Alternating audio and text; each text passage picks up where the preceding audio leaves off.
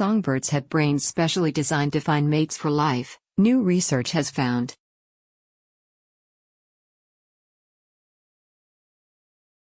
Scientists have discovered that zebra finches learn their father's song at a young age, but male and female brains analyze the tune differently to find a mate.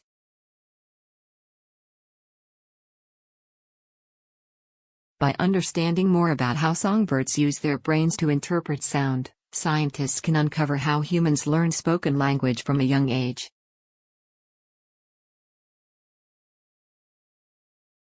Scroll down for video.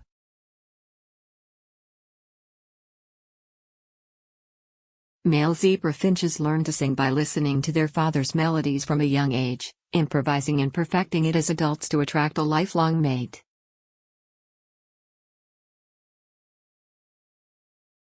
Female finches also learn their father's song before they are 90 days old, but use it to critique the songs of potential suitors, rejecting melodies that are too simple.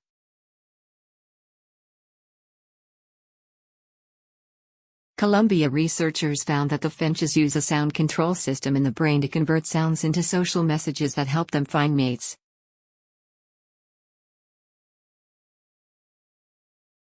This system is a simplified version of the one the human brain has developed to use vocal sounds to communicate.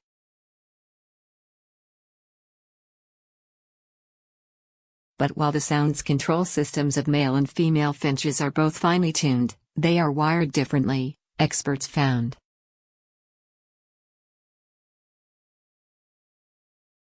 The biggest difference between male and female brains of the same species is found in songbirds, Dr. Sarah Woolley, a neuroscientist at Columbia University's Zuckerman Institute, told the New York Times.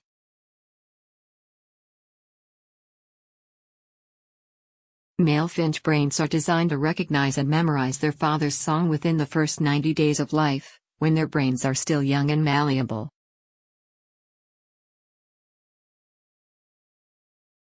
Those that fail to do so will never remember the tune, and so sing a disaster. The females want nothing to do with him, Dr. Woolley said.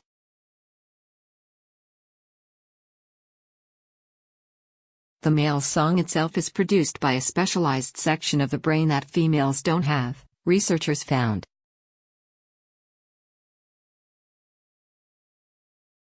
Females must also learn their father's song early on, which he uses as a template to analyze potential mates.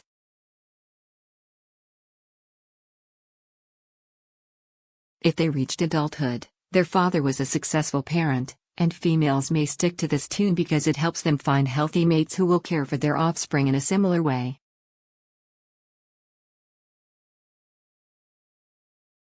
So while the birds both learn their father's song, they do so for different reasons, using separate parts of their brains.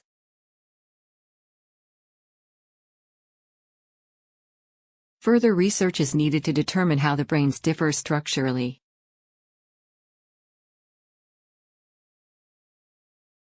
The magic of the songbird is that vocal learning is incredibly rare to find in animals, Dr. Woolley said.